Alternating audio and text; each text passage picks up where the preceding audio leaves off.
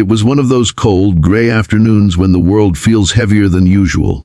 The kind that presses on your chest and reminds you how lonely life can be. Tom wiped his hands on an old rag, watching the rain slide down the cracked window of his small town auto repair shop. He didn't have many customers these days, and the ones who came in usually left without paying right away. But he never turned anyone away. Maybe because he knew what it felt like to be stuck, both in life and in the middle of the road. He had been stuck ever since his wife passed 3 years ago, leaving him with their little girl, Lily, and a heart that hadn't quite learned how to beat right again. That day, when a beat-up blue sedan rolled into his lot, steam hissing from the hood, he didn't expect it to change his life. The driver stepped out, a woman in her early 30s, her hair wet from the drizzle, her hands trembling as she tried to speak. I don't have money right now, she stammered, her voice small, but my car just died a few miles back. I have to get to the nursing home, my mother's there. Please, can you help me? Tom glanced at the sky, then at her car. He could tell right away what was wrong. A blown radiator hose, an easy fix if he had the part. But the way she said please hit something inside him. He nodded. Don't worry about the money, he said, grabbing his tools. Let me take a look. She watched quietly as he worked, her eyes filled with exhaustion and gratitude. It took about an hour before the car was running again. When he told her it was fixed, she bit her lip. I really don't have cash right now. I can come back and... Tom cut her off with a smile. It's fine. Just maybe bring me a sandwich sometime. Haven't had lunch yet anyway. She blinked, surprised, and then a soft laugh escaped her, the kind of sound he hadn't heard in years. Deal, she said. I'll make you one myself. The next day, right before noon, she returned. This time, with a neatly wrapped sandwich still warm. Homemade, she said proudly, setting it on his counter. Turkey, avocado, and a bit of mustard, my mom's favorite. He chuckled, unwrapping it slowly, and took a bite. This is amazing. You didn't have to, she interrupted, smiling. No, you don't understand. You helped me see my mom yesterday. She's been slipping away. I thought I'd miss saying goodbye. Her eyes welled up. You gave me that chance. Tom froze, feeling the weight of her words. He'd just done what he always did, help someone who needed it. But for her, it meant everything. They talked for an hour that day, about her mother, about Lily, about loss. Her name was Emily. She'd moved back to town to care for her mom, but was barely making ends meet. Somehow, they understood each other.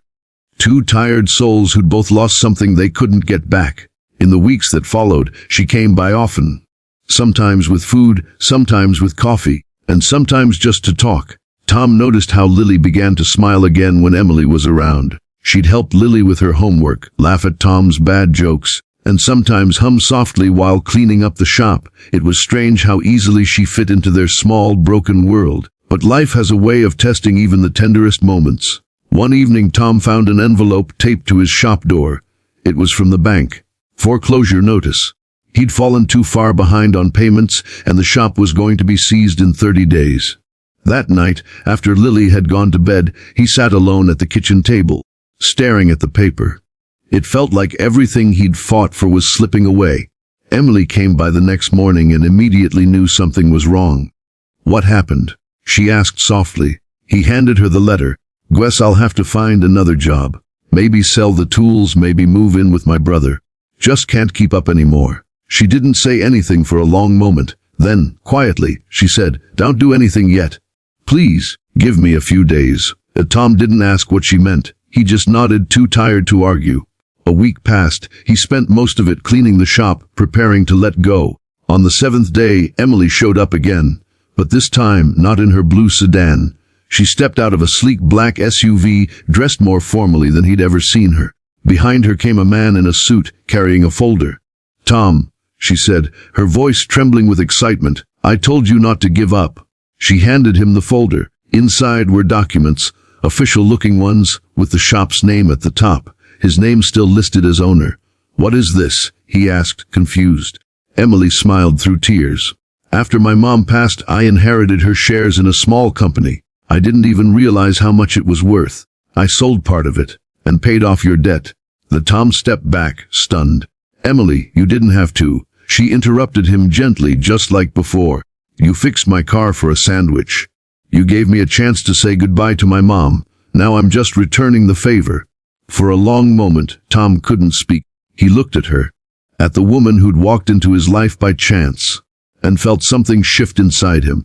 Not just gratitude, but hope, the kind he hadn't allowed himself to feel in years. The shop stayed open. Business even picked up after Emily redesigned the place and helped him set up an online page for customers. Lily started calling her Aunt Em, and soon enough, she was more than just that. Sometimes when the sun dipped low and the world grew quiet, Tom would think about how everything had changed, all because of one act of kindness, one sandwich, and two broken souls who happened to meet when they needed each other most. And if anyone ever asked how he turned his life around, Tom would just smile and say, "It started with a car that wouldn't run, and a woman who did."